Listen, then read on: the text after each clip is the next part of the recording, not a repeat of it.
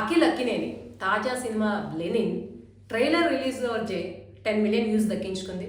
తర్వాత సోషల్ మీడియాలో కొంత ఈ లెనిన్ పేరు మీద అయితే వివాదం నడిచింది. అది కూడా ఈ సినిమాకి హైప్ పెంచింది. దాంతోపాటు ట్రైలర్లో ఉన్నటువంటి రూరల్ యాక్షన్ డ్రామా చూసి ఇప్పటి వరకు మోడర్న్ సినిమాస్ చేసినటువంటి అఖిల్ అక్కినేని ట్రైలర్లోనే కాస్త మెచ్యూర్డ్గా కనిపించాడు, బాగుంటుంది అనేటువంటి అంచనాలు పెరిగాయి.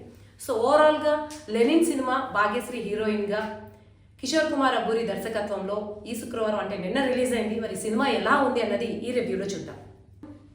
తాజాగా 2 ట్రెండ్స్ టాలీవుడ్లో ఎక్కువ మంది డైరెక్టర్స్ అవి ఫాలో అయ్యేటువంటి పద్ధతి అయితే మనం గమనిస్తూ ఉంటాం. ఒకటి పుష్పలో ఉన్నటువంటి చిత్తూరు యాసని అదే పద్ధతిలో తీసుకురావాలి, తమ సినిమాలో పాత్రలో ఆ యాసని ఆ భాషని పట్టుకోవాలి, మాట్లాడితే హిట్ అవుద్ది అనేటువంటి ఒక ఫార్ములా.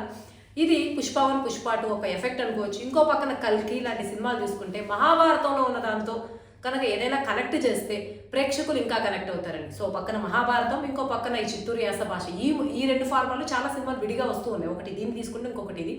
ఈ 2 కలిపి ఒక రూరల్ మాస్ డ్రామాగా, ఒక రూరల్ మాస్ యాక్షన్ సినిమాగా, దీనిలో లవ్ స్టోరీని ప్రైమరీగా చేసి మురళీ కిషోర్ అబ్బూరి ఈ సినిమాని తీసుకొచ్చారు.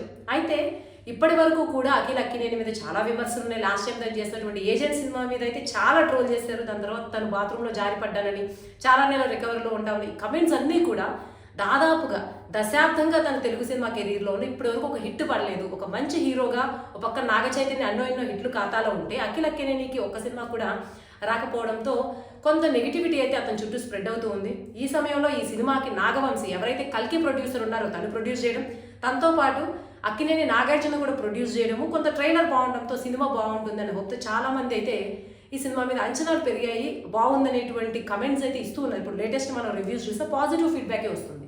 ఇక స్టోరీ విషయానికి వెళ్తే శ్రీరామపురంలో 18 రోజుల పాటు భారతమిట్ట జాతర జరుగుతూ ఉంటుంది. సో ఆ 18 రోజుల్లో రక్తపాతం జరగకూడదు, ఒక రక్తం బొట్టు కూడా పడకూడదు. సో ఈ జాతరని నడిపేది లెనిన్ అంటే అఖిల్ అక్కినేని. అతను ఒక అనాథ, అతను ఆమె చేరదీసిన తర్వాత ఈమె భారతి అని ఆమెను ఇష్టపడతాడు. ఆమె చేరదీసిన ఆమె కొడుకు కూడా ఆమెను ఇష్టపడడంతో మొత్తానికి భారతి నుంచి ఎలా ఇతను దూరం అయ్యాడు, ఇతను ఎందుకు జైలుకి వెళ్ళాడు, ఎవరితో గొడవ పెట్టుకున్నాడు, చివరికి అతనికి ప్రేమ గెలిచిందా లేదా, ఈ మొత్తం దీని మీద సాగేటువంటి కథ ఇది.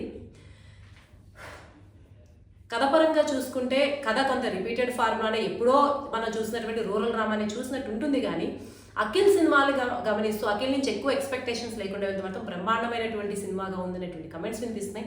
ఎందుకంటే మిగతా హీరోల మీద ఉన్నటువంటి భారీ ఎక్స్పెక్టేషన్స్ అఖిల్ మీద ఎక్స్పెక్ట్ చేయకుండా అఖిల్ చేసినటువంటి పాత సినిమాలతో పోలిస్తే అఖిల్ ఈ సినిమాలో చాలా మెచ్యూర్డ్గా యాక్ట్ చేశాడు అనేటువంటి పాజిటివ్ ఫీడ్బ్యాకే వినిపిస్తూ ఉంది. ఈ సినిమాలో కేవలం అఖిల్ అక్కినేని క్యారెక్టర్ ఏదైతే లెనిన్ క్యారెక్టర్ ఉందో దాన్ని కొంచెం హైప్ చేయడానికి సునీల్ క్యారెక్టర్ని పెట్టారు.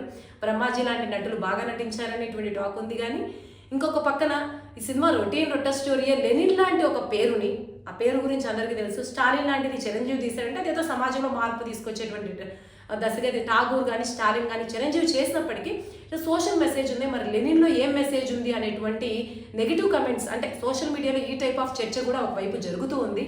ఏదేమైనప్పటికీ అఖిల్ అక్కినేని కెరీర్లో మంచి స్టోరీతో వచ్చినటువంటి సినిమాని, కాకపోతే ఇప్పటికే పుష్ప 1 పుష్ప 2 కల్కి లాంటి సినిమా చూసుండడం వల్ల కొంత ఎక్కడో చూసేసిన ఫ్లేవర్ అనిపించినప్పటికీ అఖిల్ అక్కినేని సినిమాగా చూస్తే మాత్రం ఇది బాగానే ఉంది. సో ఈ సినిమా ఇప్పటికే మీరు చూస్తుంటే మీకు ఎలా అనిపించిందో కమెంట్స్లో తెలియజేయండి.